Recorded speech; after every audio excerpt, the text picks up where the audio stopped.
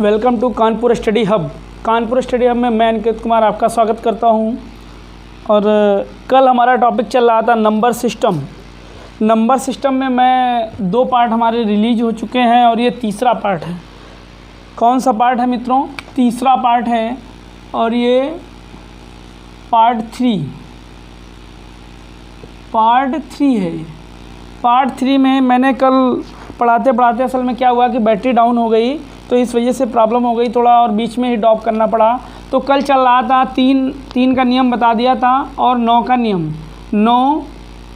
नियम और 11 का नियम।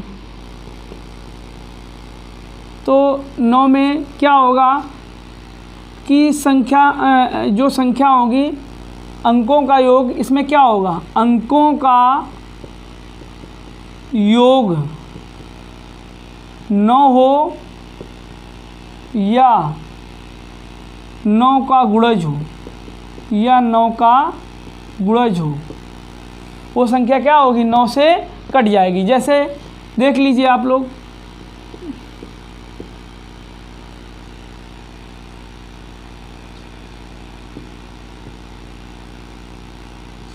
अब देखिए 7 2 9 8 1 9 6, ये 9 कट गया, 6 3 9 और इसके बाद 4 5 9, तो ये संख्या क्या है? 9 से कट रही है। अब देखिए 11 का नियम। 11 के नियम में क्या होता है मित्रों कि इसमें जो संख्या दी होती है, संख्या इसमें देखिएगा किसी भी संख्या के सम तथा विषम स्थानों के अंकों का योग का अंतर, सम तथा विषम स्थानों के योग का अंतर 0 हो या 11 हो या 11 का गुणज हो, वो संख्या 11 से कट जाएगी। तो देखिए अगर मान लो कोई संख्या यहाँ पे 47 है, सॉरी 47 नहीं, ये हो 47 74 हो, तो ये क्या है? अब देखिए मैंने क्या बताया, किसी संख्या के सम तथा विषम स्थानों के योग का अंतर, इसका अंतर, इसका योग और इसका योग और फिर दोनों का अंतर, तो क्या है? पहले 4 + 7 - 7 + 4, तो क्या हो गया? ये 11 - 11 हो गया, तो 0 हो गया। तो ये क्या है? ये संख्या 11 से कट रही है। कोई भी संख्या हो, जैसे मैंने 27 ले लिया, अब इसमें इसका 9, इसका 9 हो गया। अब देखिए कोई भी संख्या ले लीजिए आप, जैसे 22 से 70, ये भी 11 से कट रही। देखिए इसका योग, इसका योग, कुछ भी ले लीजिए आप, बस उसका जो होना चाहिए सम तथा विषम स्थानों के योग का अंतर, सम तथा विषम संख्याओं के, सम तथा विषम अंकों के जो योग का अंतर होगा वो क्या होगा बेटा? 11 हो या 0 हो या 11 का गुणज हो, बस इतना याद रखिए। ये संख्या 11 से कट जाएगी। देखिए इसका 8, इसका 8, 0 हो जाएगा। 8 8 क्या हो जाएगा? 8 - 8 0 हो गया। तो ये आया समझ में? जल्दी से नोट करिए,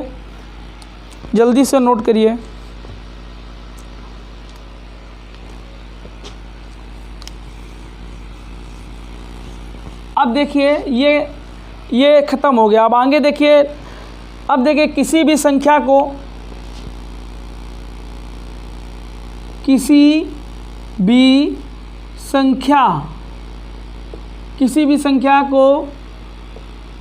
6 बार लिखने पर वह संख्या हमेशा किससे कटेगी? 7 11 13 और 37 से। नोट कर लीजिए, नोट पॉइंट डाल लीजिए। ये बेटा क्या करिए, नोट पॉइंट डाल लीजिए। नोट पॉइंट डाल करके लिख लीजिए। और फिर आगे पढ़ाते हैं आप लोगों को अपवर्त। क्या पढ़ाते हैं? अपवर्त। ये नोट करिए जल्दी, ये मित्रों नोट करिए। नोट हो गया? बस आप लोग इसको एक कॉपी पे लिखते रहिए, जिससे क्या होगा, दोबारा आपको पढ़ने की ज़रूरत नहीं पड़ेगी और आप लोग अपने मन से भी पढ़ सकते हैं। आप लोग अपने मन से भी पढ़ सकते हैं। अब देखिए अपवर्त क्या होता है। अपवर्त क्या होता है? अपवर्त क्या होता है? आपसे क्वेश्चन आएगा 2 की पावर 4 का अपवर्त, ये या लिखा होगा कितने अपवर्त, लिखा होगा कितने अपवर्त नंबर, कितने अपवर्त नंबर से भाज्य होगा, कितने अपवर्त नंबर से भाज्य होगा। तो देखिए इसका एक नियम होता है, x के पावर n तो होता है n+1 से भाज्य होगा, n+1 से भाज्य होगा। लेकिन नोट इसमें क्या होता है, ये सिर्फ प्राइम नंबर्स के लिए है। किसके है बेटा?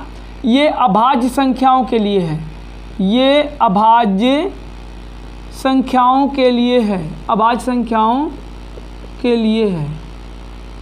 अब देखिए यहाँ पर, अब हमने देखा जैसे 2 के पावर 4 है तो कितना होगा, 2 के पावर 4 है तो ये 5 हो जाएगा, n+1 है ना, तो ये n हो गया और +1 5 हो गया। 3 के पावर 6 है तो 7 हो जाएगा, और इसके बाद में 5 के पावर 3 है तो 4 हो जाएगा, 7 के पावर 3 है तो 4 हो जाएगा। ये इसके अपवर्त हो जाएंगे। ये लेकिन किसके लिए होंगे? प्राइम नंबर्स के लिए होंगे। ये किसके लिए होंगे? प्राइम नंबर्स के लिए होंगे। आप लोग समझ लीजिएगा। जो आप लोग क्या करें, ये जो मैंने नोट लिखा है ये अभाज्य संख्याओं के लिए ही हैं। अब देखिए इसको अपवर्त निकालते कैसे हैं। जैसे 2 के पावर मैंने 4 कहा तो मतलब क्या होता है? 16 होता है। 2 के पावर 4 का मतलब कितना होता है? 16 होता है।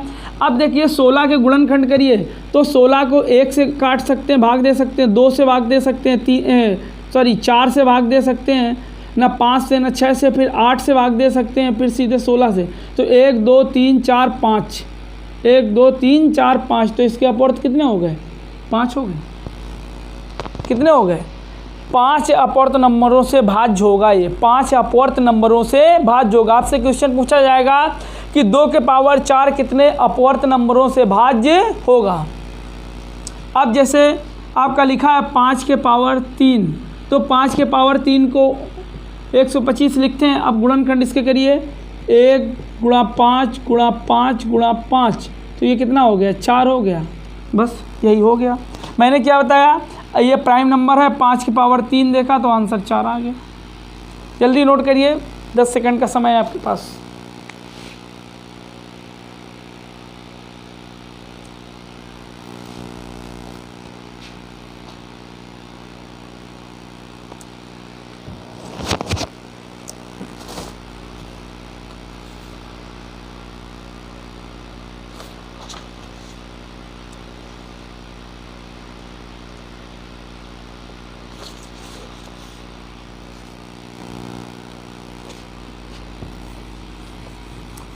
आया समझ में मित्रों? अब देखिए आप लोग देखिएगा, जैसे अपवर्त आपसे पूछेगा, क्वेश्चन पूछेगा कि 2 के 6 के पावर 2 में अपवर्तों की संख्या कितनी होगी? पूछेगा अपवर्तों की संख्या कितनी होगी। अब देखो यहाँ पे 2 के पावर, इसको क्या लिखते हैं? 36 लिखते हैं। 36 लिखते हैं कि नहीं लिखते हैं? अब देखिए 36 में 1 होगा, 2 होगा, 4 होगा, 6 होगा, इसके बाद में क्या होगा? 8 तो होगा नहीं, 9 नहीं होगा, 12 होगा, 9 भी होगा, 9 भी होगा, 12 भी होगा, 18 होगा और 36 होगा। अब 1 2 3 4 5 6 7 8, इसके बाद में एक और छूट रहा है बेटा, 9। देखिए 3 भी होगा, यहाँ पे 3 नहीं लिखा गया है, यहाँ पे लिख दीजिए 3 भी होगा। तो ये देखिए, ये हमारा क्या है? ये बेस है। इसको हम बोलते हैं बेटा आधार, जिसको बोलते हैं बेस।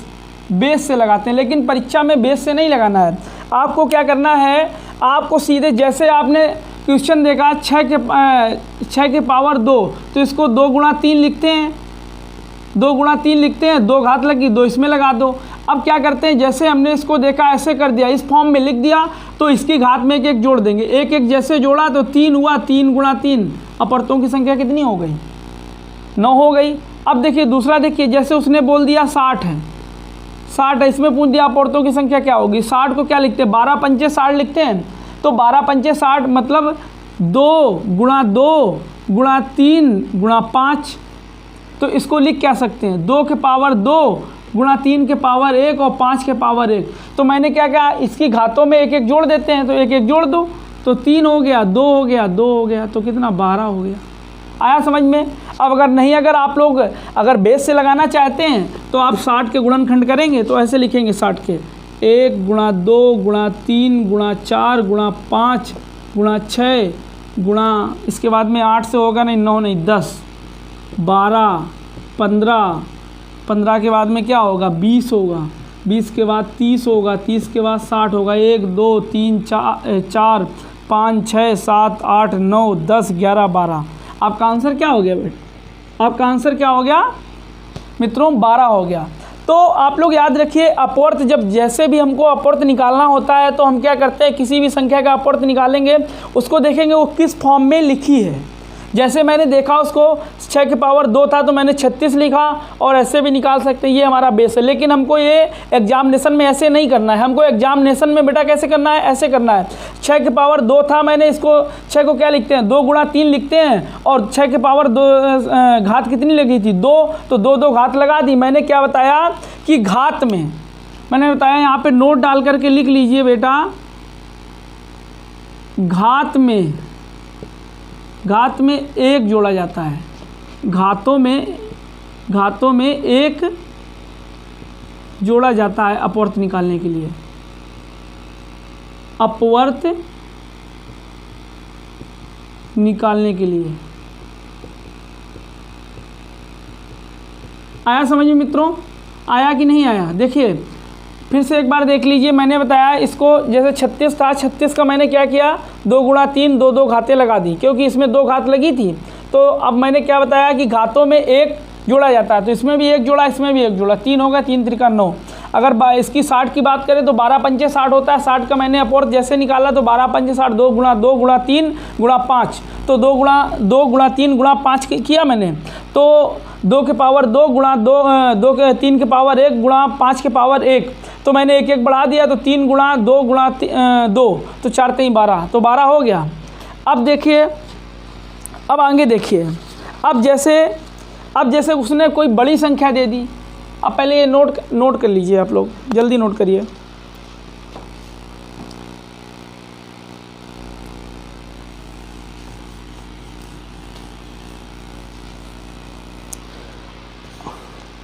अब जैसे उसने कोई बड़ी संख्या दे दी, उसने लिख दिया 3375। अब आप लोग सोचेंगे 3375 इतनी बड़ी संख्या दे दी, कैसे करेंगे। तो 3375 सबसे पहले हमको ये पता होना चाहिए कि ये क्या है, ये किस संख्या का क्यूब है बेटा, 15 का क्यूब है 15 का क्यूब की नहीं है। मैंने देखा, और 15 का मतलब क्या होता है, 5 23 15, तो इसमें भी 3 घात, इसमें भी 3 घात, इसमें भी 3 घात। भाई ये तो 15 का क्यूब था, तो 5 3 15, 3 इसमें मैंने क्या होता है, घातों में 1 1 जोड़ दिया जाता है, तो 4 गुणा 4 हो गया, 16 आ गया अपवर्त। आपको टाइम नहीं लगेगा। मैंने जैसे देखा उसको इस फॉर्म में किया मैंने। अब देखिए वो संख्या है, अगर नहीं आ रहा है तो मित्रों फिर हमें ऐसे ही करना पड़ेगा। 3375 इसके जल्दी गुणनखंड करेंगे, और गुणनखंड निकाल करके फिर हम ऐसे निकालेंगे। लेकिन अगर हमको, मैंने जैसे देखा 3375 देखा, उसको 15 का क्यूब कर दिया, 15 क्यूब को 5 3 15 लिखते हैं, 3 3 घातें चढ़ा दी और 1 1 जोड़ दिया। क्यों, घात में 1 जोड़ा जाता है, बस 4 चौको 16, आंसर आ गया।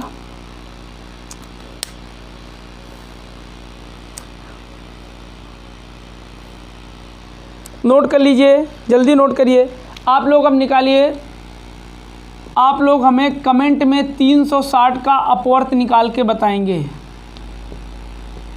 किसका, 360 का अपवर्त निकाल के बताएंगे आप लोग।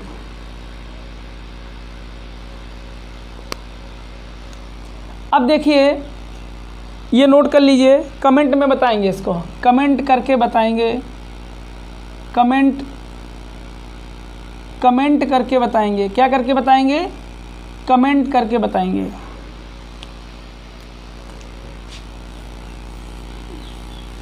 अब देखिए, अपवर्तों का योग क्या होता है? अपवर्तों का योग, अपवर्तों का योग। तो अब देखिए, जैसे कोई संख्या दी है 60 दी है, तो 60 का मैंने क्या बताया, ये होता क्या है? 2 के पावर 2, 3 के पावर 1 और 5 के पावर 1 होता है कि नहीं होता है? बताइए मित्रों। 2 के पावर 2, 3 के पावर 1, 5 के पावर 1 होता है मित्रों। तो आपने जैसे इसको देखा 60 था और इसका योग पूछा गया। क्या पूछा गया? अपवर्तों का योग पूछा गया है। तो मैंने क्या किया, इसको बेटा इसको क्या लिख सकते हैं हम? इसको क्या है, ये 2 के पावर 1, तो इसको क्या 1 2 और 4 लिख सकते हैं कि नहीं लिख सकते हैं? इसको क्या लिख सकते हैं? 1 और 3 लिख सकते हैं। इसको 1 और 5 लिख सकते हैं कि नहीं? बताइए पहले इसको क्या लिख सकते हैं आप लोग। इसको पहले समझिए कि मैंने कैसे लिखा है। देखिए, ये 2 के पावर 2 तो 4 होगा, 1 से कटेगा, 2 से कटेगा, 4 से कटेगा। ये 3 के पावर 1 है तो 1 से कटेगा, 3 से कटेगा। 5 के पावर 1 है तो 1 से कटेगा और 5 से कटेगा। तो आप लोग देखिए इसको कैसे आया समझ में? आया कि नहीं आया? बताइए। आया पहले इतना आया। अगर यहाँ पे अपवर्तों की संख्या पूछी गई होती तो 3 गुणा 2 कितना आ जाता? 12 आ जाता कि नहीं आ जाता? 12। लेकिन यहाँ पर क्या पूछा गया है? अपवर्तों का योग पूछा गया है। तो अब क्या करना है? अपवर्तों का योग पूछा गया है तो जोड़िए इसको।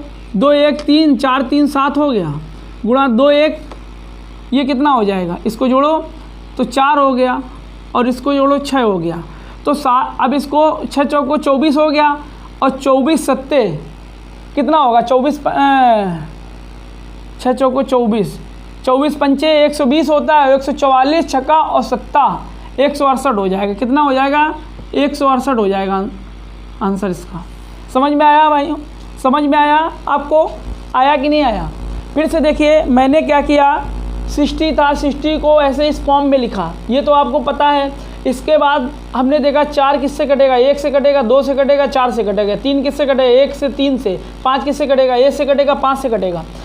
इसके बाद में मैंने क्या किया, इनको सबको जोड़ दिया, इसको भी जोड़ दिया और इसको भी जोड़ दिया। तो जब जोड़ने के बाद में कितना आया और इनका तीनों को गुणा करा दिया और 68 आया। अब देखिए, अब यहाँ पर अगर 120 लिखा होता, 120 का निकाला जाता तो 120 में क्या होगा? ये 60 दूना 120 हो जाएगा। तो 2 के पावर 3, 3 के पावर 1 और 5 के पावर 1 होगा कि नहीं होगा? बताइए आप लोग, होगा कि नहीं होगा? होगा। 5 के पावर 1 होगा।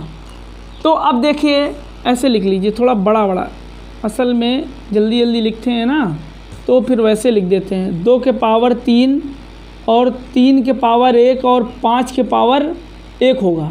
तो अब देखो, मैंने क्या बताया कि इसको 1 से कटेगा, 2 से कटेगा, 4 से कटेगा, 8 से। क्यों? ये 8 हो जाएगा ना, 2 के पावर 8। 3 है 1 से और 3 से, और ये 5 है 1 से और 5 से। अब जोड़िए इसको, ये कितना हो गया? 3 और ये कितना हो गया? 4 7 और कितना हो गया? ये 15, 8 7 15 हो गया। ये 4 हो गया, ये 6 हो गया। तो 15 चौको 60, 15 चौको 60 और 6 रंग 36, तो ये 360 हो गया। आया कि नहीं आया? फिर से देखिए, 120 था, 2 के पावर 3, 3 के पावर 1, 5 के पावर 1, और इसको ये 8 हो जाएगा। 8 को 1 से कटेगा, 2 से कटेगा, 4 से कटेगा, 8 से कटेगा। 3 1 से कटेगा, 3 से कटेगा। 5 1 से कटेगा, 5 से कटेगा। इसके बाद में इसको मैंने 15 लिखा, इसको जोड़ के 15 लिखा, इसको जोड़ के 4 लिखा, इसको जोड़ के 6 लिखा। अब मैंने तीनों का गुणा करा दिया, 360 आ गया। अब आप लोग कमेंट में हमको क्या बताएंगे?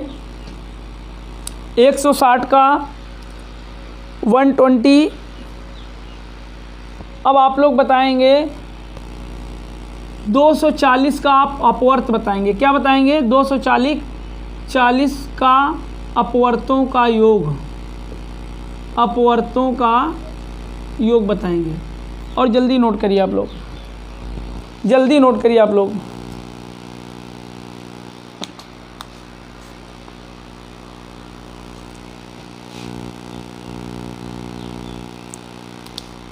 नोट हो गया। अब देखिए, अब अंत में शून्यों की संख्या आपसे पूछेगा, अंत में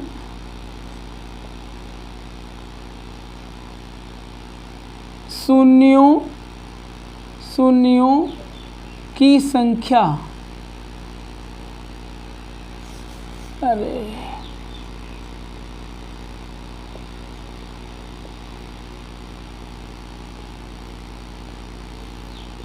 शून्यों की संख्या निकालना। अब देखो, जैसे अंत में, अब जैसे यहाँ पे 25 लिखा है, यहाँ पे 35 लिखा है, गुणा 16 लिखा है और गुणा 50 लिखा है, 75 लिखा है। तो अब देखो, एक चीज़ तो पहले समझ लो कि जब लग एक सम संख्या और 5 का गुणा नहीं होगा, सम संख्या में 2 हो सकती है, 4 हो सकती है, 8 हो सकती है, 6 हो सकती है, कुछ भी हो सकती है, समझे। मान लो ये सब संख्या दे दी और 5 नहीं दिया तो क्या होगा, शून्य नहीं आएगा। तो एक चीज़ याद रखिए, जब लग 5 नहीं होगा, कोई भी एक सम संख्या हो और 5 हो तभी शून्य आएगा। तो ये समझ में आ गया, क्योंकि 5 दूनी 10 हो गया, या 8 5 चौको 20, या 8 5 40, या 5 छक्का 30, समझेगा। तो आया समझ में। अब देखिए, 5 के को लिखते हैं क्या, 5 के पावर 2 लिख सकते हैं, गुणा 5 सत्ते 35 है, तो 5 के पावर 1 इंटू 7, और ये 2 के पावर इसको 4 लिख सकते हैं। इसके बाद में 25 ये लिखा है, 2 के पावर 1 इंटू 5 के पावर 2, और ये 25 3 75 लिखा है, तो 5 के पावर 2 और 3 हो गया। अब देखो, 5 की पावर, ये 2 इधर है 1 इधर है, तो 2 1 3 और 3 2 5, 5 2 7, तो 5 के पावर 7 हो गया कि नहीं हो गया। अब इसके बाद में, अब देखिए, 2 के पावर 4 ये और 1 ये 5, तो 2 के पावर 5। अब इसमें क्या होगा, अगर आपसे पूछा जाएगा कि अंत में शून्यों की संख्या, तो क्या होगी, अंत में शून्यों की संख्या क्या होगी बेटा, 5 होगी, क्योंकि इसमें हमेशा छोटी घात ही ली जाएगी। अब देख लीजिए आप, अगर 5 गुणा 5 गुणा 5 गुणा 5 कितनी बार है, 5 गुणा 5 7 बार लिखा है, और ये 2 गुणा 2 गुणा 2 गुणा 2 5 बार लिखा है। इसको किया 10 आया, इसको किया 10 आया, इसको किया 10 आया, इसको। अब बचे कितने, 2 बच गए। तो एक चीज़ क्या मैं यहाँ समझ में आया कि हमेशा घात, जिस संख्या में घात छोटी होगी, नोट डाल के लिख लीजिए आप लोग, जिस संख्या में घात छोटी होगी,